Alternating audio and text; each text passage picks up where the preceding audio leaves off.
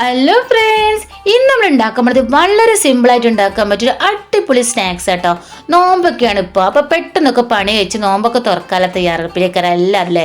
അപ്പോൾ പെട്ടെന്ന് ഉണ്ടാക്കാൻ പറ്റിയ പലഹാരങ്ങളൊക്കെ നമ്മൾ ഏറുണ്ടാക്കുക. ഇത് അതുപോലത്തെ ഒരു പലഹാരമാണ്.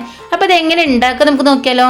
അപ്പോൾ അതിനാവശ്യമുള്ള 3 കോഴിമുട്ട നമ്മൾ ആദ്യം പുഴുങ്ങാൻ വേണ്ടി മാറ്റി വെക്കണം. അപ്പോൾ ആവശ്യത്തിന് വെള്ളമൊക്കെ ഒഴിച്ച് അതൊന്ന് അവിടെ കിടന്ന് പുഴുങ്ങാട്ടോ കേട്ടോ.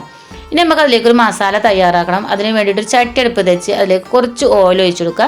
അത് നല്ലപോലെ ഒന്ന് ചൂടായി വരുമ്പോൾ അതിലേക്ക് 2 ഇടത്തരം വലുപ്പമില്ല സവോള ഇതുപോലെ ഒന്ന് കൊത്തി അരിഞ്ഞതും പിന്നെ 2-4 പച്ചമുളക് ചെറുതായിട്ട് അരിഞ്ഞതും ചെറിയൊരു ഇഞ്ചി കഷ്ണം ചെറുതായിട്ട് അരിഞ്ഞതും ചേർത്ത് കൊടുത്തേക്കണേ. അതൊന്ന് പെട്ടെന്ന് വഴന്ന് കിട്ടാനും വേണ്ടി സാധാരണ നമ്മൾ ഉപ്പ് ചേർത്ത് വഴറ്റുന്ന മാതിരി തന്നെ ഇതും കുറച്ച് ഉപ്പ് ചേർത്ത് നമുക്ക് നല്ലോണം ഒന്ന് വഴറ്റിയെടുക്കണം. അപ്പം നിങ്ങൾ എൻ്റെ ചാനൽ ആദ്യമായിട്ടാണ് കാണുന്നുണ്ടെങ്കിൽ നിങ്ങൾക്ക് ഇഷ്ടപ്പെട്ടാൽ ഒന്ന് സബ്സ്ക്രൈബ് ചെയ്ത് തൊട്ടടുത്തുള്ള ബെല്ലൈക്കൻ അമർത്താൻ മറക്കരുതേ. ഇനി അത് നല്ലോണം വയന്ന് കിട്ടുമ്പോൾ അതിലേക്ക് നമുക്ക് കുറച്ച് കറിവേപ്പില ചേർത്ത് കൊടുക്കുക. എന്നിട്ട് അതൊന്ന് വയറ്റി ഇതേപോലെ തന്നെ വയന്ന് കിട്ടുന്ന രീതിയിൽ ഒന്ന് വയറ്റിയെടുക്കുക. ഇനി നല്ലോണം വയന്ന് വരുമ്പോൾ അതിലേക്ക് കുറച്ച് മസാല ചേർത്ത് കൊടുക്കുക. അപ്പോൾ നമ്മൾ കുറച്ച് മുളകും പൊടി, ഒരു 1 സ്പൂൺ മുളകും പൊടി, ഒരു 1/4 ടീസ്പൂണ് മഞ്ഞൾപ്പൊടി, അതേപോലെ തന്നെ കുറച്ച് ഗരം മസാലപ്പൊടി, പിന്നെ നമുക്ക് വേണ്ടത് 1/2 സ്പൂൺ ചിക്കൻ മസാലയാണ്. ഇത് 4 ചേർത്തതിന് ശേഷം നമുക്ക് ഇതിൻ്റെ കുത്ര മണമൊക്കെ ഒന്ന് പോകാനും വേണ്ടിയിട്ട് നമുക്ക് നല്ലപോലെ ഒന്ന് ഇളക്കി എല്ലായിടത്തും ഒന്ന് യോജിപ്പിച്ചെടുക്കണം. അപ്പോൾ ഇതുപോലെ തന്നെ എല്ലായിടത്തും ഒന്ന് യോജിപ്പിച്ചതിന് ശേഷം നമ്മൾ അതിൽ ചേർത്ത് കൊടുക്കുന്നത് കുറച്ച് ടൊമാറ്റോ സോസാണ് കേട്ടോ. അപ്പോൾ സോസ് എന്തിനാണ് ചേർക്കണമെന്ന് വെച്ചാൽ നമുക്ക് എരിവിൻ്റെ കുത്തൊന്നും ഇല്ലാതാക്കാനും വേണ്ടിയിട്ടാണ് സോസ് ചേർക്കുന്നത്. ആ സോസും കൂടി അതിലേക്ക് ചേർത്തിട്ട് എല്ലായിടത്തും കൊണ്ട് ഇതിന് നല്ലോണം ഒന്ന് ഇളക്കി കൊടുക്കുക. എന്നിട്ട് നമുക്ക് തീ ഓഫ് ചെയ്തതിന് ശേഷം ഈ മസാല ഒന്ന് ചൂടാറാനും വേണ്ടിയിട്ട് മാറ്റി വെക്കണം കേട്ടോ.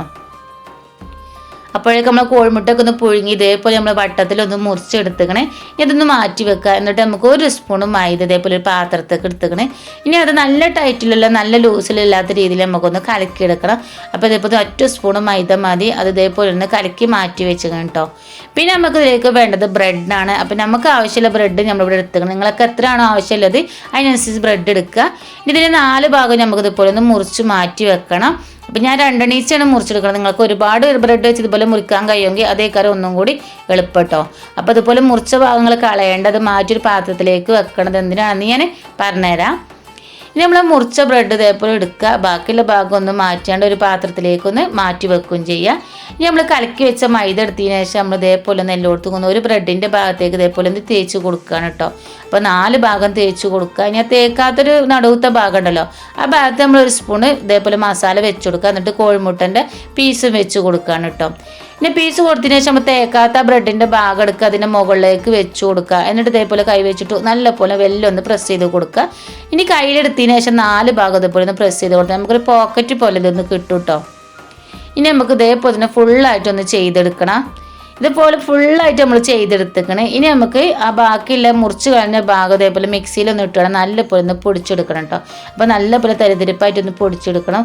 അപ്പോൾ പൊടിച്ചെടുത്ത് ഒന്നായിട്ട് നമുക്ക് ആവശ്യം ഉണ്ടാവില്ല. അപ്പോൾ ആവശ്യമുള്ളത് ഇപ്പം എടുക്കുക. ബാക്കിൽ നല്ല വെള്ളം നനവൊന്നും ഇല്ലാതൊരു ടിന്നിലാക്കി നമ്മൾ ഫ്രിഡ്ജിൽ സൂക്ഷിക്കുകയാണെങ്കിൽ നോമ്പ് കഴിഞ്ഞ മുന്നേ ഇതുപോലത്തെ പലഹാരമൊക്കെ ഉണ്ടാക്കുകയാണെങ്കിൽ അതിന് ഉപയോഗിക്കട്ടെ. അത് കേടൊന്നാവില്ല. അപ്പോൾ നമ്മൾ ആവശ്യമുള്ളത് എടുത്തുക്കണേ.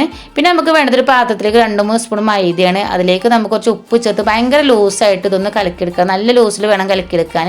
പിന്നെ കലക്കിയെടുത്ത മൈദയിലേക്ക് ഇതേപോലെ നമ്മൾ ഉണ്ടാക്കിയിട്ട് പോക്കറ്റ് ഓരോന്ന് മുക്കിയെടുക്കുക. എന്നിട്ട് നമുക്ക് ബ്രെഡ് ക്രംസിൽ ഇതേപോലെ ഒന്ന് കോട്ട് ചെയ്തെടുക്കണം. അപ്പോൾ ഫുള്ളായിട്ട് നമുക്ക് ഇതേപോലെ തന്നെ കോട്ട് ചെയ്ത് കാണാൻ നല്ല വൃത്തിയിലെടുക്കണം കേട്ടോ. അപ്പോൾ നമ്മൾ എണ്ണയൊക്കെ നല്ലോണം ചൂടായി വന്നിക്കണേ. നമുക്കിത് ഫുള്ളായിട്ട് കോട്ട് ചെയ്ത് എല്ലാം ഇതുപോലെ ഒന്ന് ചെയ്തെടുക്കുക. എന്നിട്ട് ചൂടായ എണ്ണയിലേക്ക് ഇത് ഓരോന്നായിട്ട് ഇട്ട് കൊടുക്കാൻ കേട്ടോ. അപ്പോൾ പെട്ടെന്ന് പൊരിച്ചെടുക്കുക. ചൂടായ എണ്ണയിലേക്ക് ഇട്ട് കൊടുക്കുകയാണെങ്കിൽ നമുക്ക് തിരിച്ചു മറിച്ചെടുക്കണം. പെട്ടെന്ന് ആയി കിട്ടും. ബ്രെഡാണ്. അപ്പോൾ തിരിച്ചു മറിച്ച് ഇട്ട് കൊടുക്കുകയാണെങ്കിൽ നല്ലൊരു ഗോൾഡൻ നിറമാകുമ്പോൾ നമുക്കിതൊന്ന് വാങ്ങിയെടുക്കണം. വളരെ ടേസ്റ്റുള്ളൊരു സ്നാക്സ് തന്നെയാണ് ഇട്ടത്. അപ്പോൾ ഇത് റൗണ്ടിൽ അങ്ങനെ ചതുരത്തിൽ മാത്രമല്ല റൗണ്ടിൽ നമുക്ക് തയ്യാറാക്കി എടുക്കുക.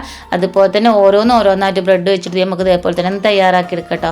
അപ്പോൾ നമ്മളിത് ഓരോന്ന് പൊരിച്ച് കോരിക്കണം. അങ്ങനെ ഫുള്ളായിട്ട് നമുക്കിതൊന്ന് പൊരിച്ച് കോരിയെടുക്കുകയാണ്.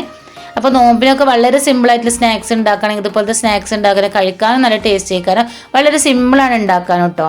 അപ്പോൾ നമ്മൾ ഫുള്ളായിട്ട് ഉണ്ടാക്കിയെടുത്തേക്കണേ. മുകൾ ഭാഗം നല്ല ക്രിസ്പി ആയിട്ടുള്ള നല്ല സോഫ്റ്റ് ആയിട്ടുള്ള ഒരു അടിപൊളി സ്നാക്സ് തന്നെയാണ്. ഇപ്പോൾ ഞാൻ പറഞ്ഞു നിങ്ങളോട് ചതുരത്തിൽ മാത്രമല്ല വട്ടത്തിലും ഇതേപോലെ ഒന്ന് ഉണ്ടാക്കിയെടുക്കുക. അപ്പോൾ നമ്മൾ വട്ടത്തിലും ഇതേപോലെ 2-3 ഉണ്ടാക്കിയെടുത്തേക്കണേ.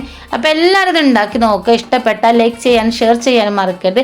അതുപോലെ തന്നെ സപ്പോർട്ട് ചെയ്യാനും മറക്കരുത്. ഇതുപോലെ സിമ്പിളായിട്ട് റെസിപ്പി ഇനിയും വരട്ടോ.